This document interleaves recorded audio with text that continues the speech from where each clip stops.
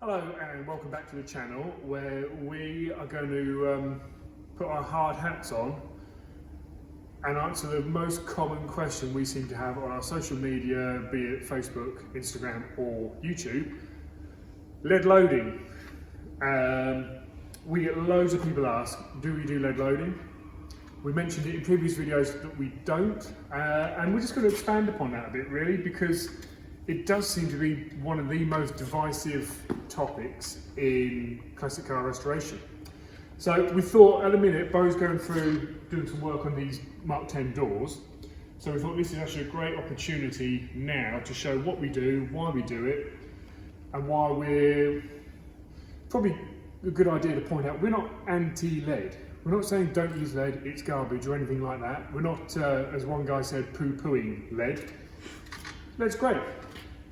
It is great, but it's a very old process, it's very old technology, and it does have its drawbacks. And my family will attest to this, that I am totally anti-progress.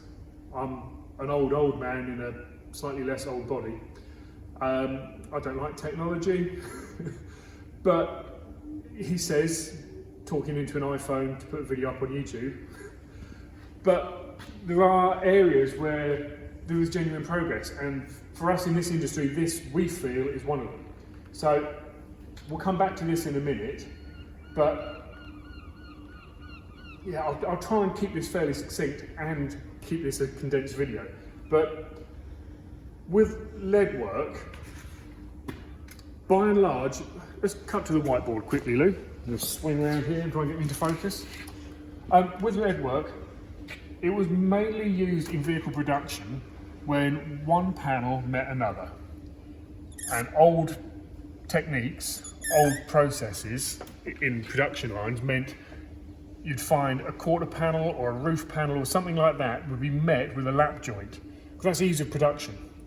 So you'd end up with a lap joint here, and that would be spot welded there in the assembly, and then over there would be lead loaded and then smoothed out. So you'd have a tinning flux applied in here, then the panel would be heated up, the lead would be melted in, and then it would be filed flat. Now, this kind of technique and assembly process doesn't really happen in modern vehicles anymore at all.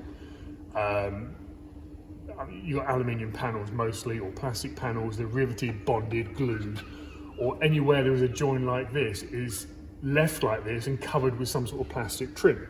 So this kind of process doesn't happen in production anymore. It hasn't done for decades. But the problem that we find is this process brings with it inherent contamination, because the flux is acidic. There's impurities in the lead. To smooth out the lead, you use a tallow on a paddle. Well, the tallow is fat, essentially, so you put an oils into this as well. You've also got to heat the lead, I'll stress the lead, not the panel, you've got to heat the lead to just over 300 degrees for the lead to melt and to flow. But that means you've also got to heat the panel to accept it. You're flowing the lead in, so you've got to have the lead hot. So you're bringing in distortion possibilities and issues, which you then level out with the lead, but it will also sweat this joint out. So you've got acidic, fatty contaminants within the lead to cover that area. And the quality of modern lead is also taking a bit of a nosedive because it's not in demand. So it is a case of supply and demand. So the quality is not what it once was with the lead. Taking all of that aside, lead's it's a good alternative for smoothing this out, and it's worked for years, decades it's worked. But as progress and materials develop, there are better ways of doing it. So in the 40s and 50s, when this was happening everywhere, and the 60s, Bondo or polymer fillers and so on, I think Bondo, as it was sort of early 50s, seldom used because it wasn't very good. The technology wasn't there, it wasn't a great product. We'll move in and show some stuff on panel work and need to highlight this further, but the process that we use now, because there has been such development, is once everything's down to a bare metal like this, we will paint the whole thing in an epoxy paint. That chemically adheres to the steel, it hermetically seals, and it will flow. So this is exaggerated, but if that's a spot weld there, even if it's dressed down tight, there's going to be some sort of gappage. It's going to be very minor in there, but you can get the paint to flow into there, so the hermetically sealing paint is coming into here as well. Stops moisture. Straight away we're neutralising any contaminants upon the steel. And on top of that, we would then use, which we'll show you in a minute, we would use our fiberglass, which again, the technology in fiberglass is worlds away from what it was even 15 years ago. So fiberglass is not a big, thick, heavy strand bulk material anymore. It's really fine. And today's fiberglass pastes are better than the original sort of poly fillers of 15, 20 years ago. So that is our preferred method now, which we'll run through and show with you shortly. And it is the way that the industry's moved over the past 10 years or so. When you look at, recently, sadly, Gene Winfield passed away, a world-renowned hot rodder who lead's the way to go. You know, lead is was his go-to method. But Gene was born in 1927. He was 94, I think, when he passed recently. So there's a degree of you can't teach an old dog new tricks, and he was the master of lead, and it was fantastic in its day. If you skip forward now, you've got people like Mick Jenkins out in the States, who's won SEMA a couple of times with his bills. Dave Kindig, who we mentioned before, Kindig Design, again, multiple SEMA winner. They don't use lead. Everything is levelled out. Everything is coated, rather, in the epoxy, levelled out, filled with modern techniques and modern processes, and then painted. And it lasts. It's high-end, high quality. Eagle E-types in the UK, you know, stunning hand-built cars, which are metal finished and then fully coated. They're epoxied. They're levelled with the fillers rather than the lead and painted, and they're stunning. So, as I said at the beginning, I'm not saying lead's garbage. We're really not. But filler's not garbage either. Everything's shifted, and the quality that you get now in a product is, for our money, a far better process for going ahead and levelling out a panel than lead is. So we'll show you some panel work now and give you some more examples. Now, I've come over first off to the Jensen Interceptor we've got in at the minute, which will be coming up in possibly next weekend's video. Depends how far we get through with it. But here is actually a good example where this has had a repair done not that long ago, but there's a load of filler on here, you can see. The repair here, you can see, is not the nicest, but it's also been leaded in places. Now, I don't know how well this is going to work. I might fall flat on my face a little bit here, but I promise you, dear viewer, that I have just scraped this off about 5 minutes before recording this. And you can see here the corrosion sitting underneath the filler work and in the lead join. So if we're pulling away the lead here, you can see it's shiny here. So this has had lead stuck to it. This is all flux, this is all lead. And you can see it's all sat on there, and there's a ton of corrosion coming through underneath. Now what I'm hoping to be able to do is hook under here and pick some more out to hopefully show you that this is in no way staged. This is filler coming off. It's all corroded. You can see here the shiny stuff there is lead flux, and then we've got a load of corrosion coming through as well. Right. See, lead. The shiny stuff there is all lead. There's a ball of lead there. There's a ball of lead there. Let's see how much we can get coming off of there. I think I've probably tried my luck too much early. There we go, we'll break some more off, just to kind of prove the point here.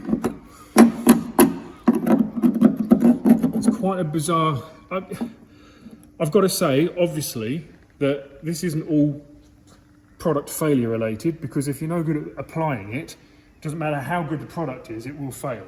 So there has to be correct process in application and correct process. So, I'm not using this as an example to say, look, lead's rubbish because look at all of that.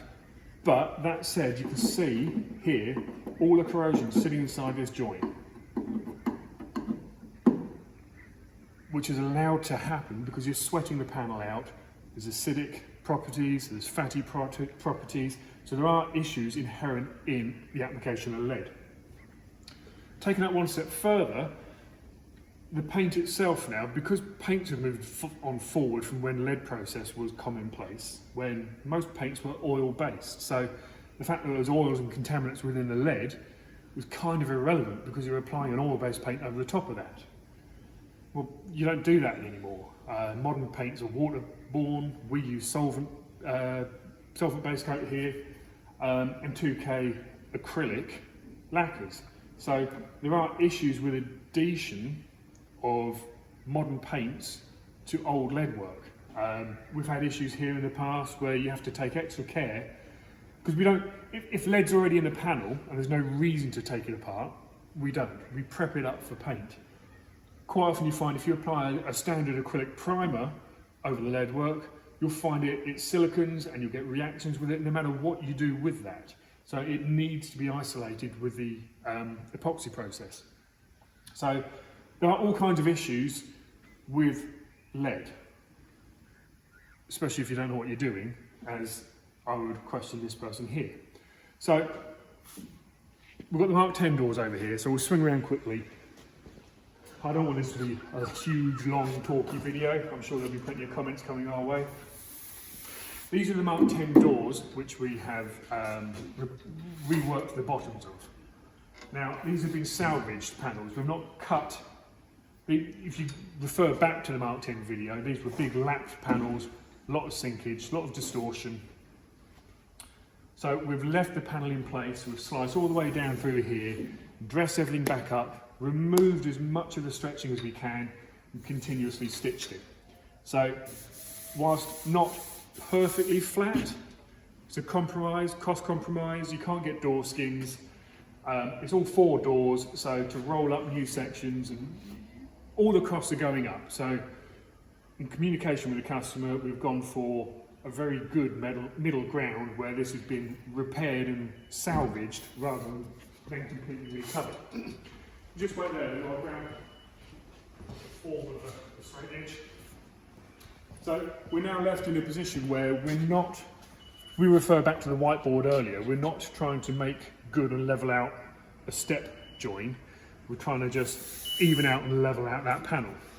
So if I run this down here, you can see the kind of, we are talking a couple of mil at best that needs levelling out onto there.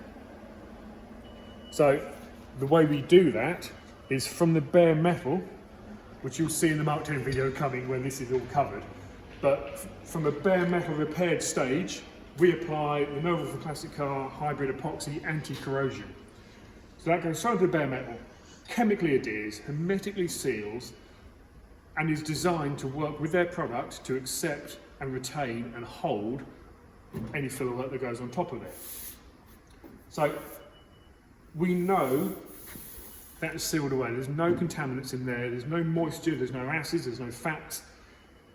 It's as good as you can get.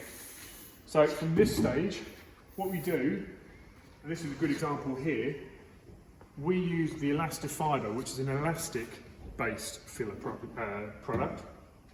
Super fine. I'll overlay a little footage of inside the tub, because those of you who are old enough to remember the fiberglass P38 or whatever the Isopon fillers were, it's big, horrible, thick strands. Well, that's not this. This is as fine as a regular finishing filler. So this is just one wipe here because we've got the join underneath here. So this is a very thin application of the fiberglass, which would have been way back when, where the lead would have been used across there. So this is friendlier for us to apply. Being fiberglass, it doesn't shrink, it doesn't move, and we can refine that into a really nice smooth shape. So we've got anti-corrosion and we've got a product that doesn't move. So why would we be trying to do it in lead other than to kind of satisfy the old school skill set mentality? For our money, and I'm not going to argue with people, and if you want to say lead's better, that's fine. It really is a personal choice thing, and we don't hide that with any customers here. We explain all of this to a customer.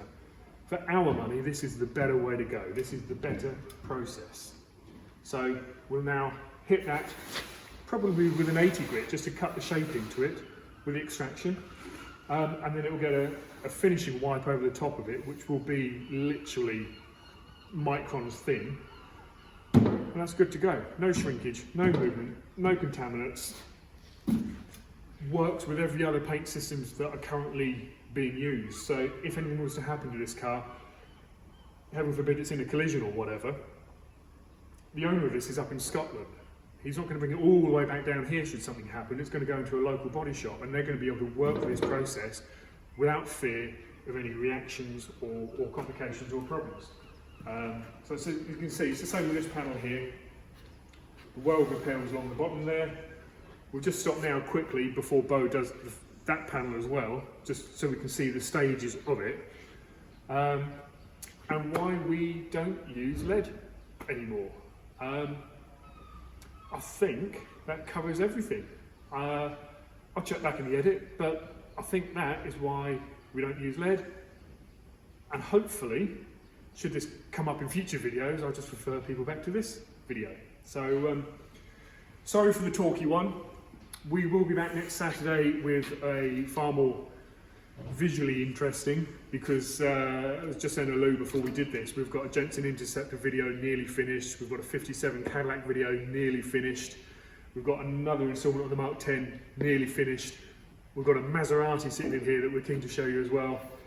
So we've got a lot coming up which will make up for this boring, talky video. So if you like it, hit subscribe. If you don't like it, put something in the comments.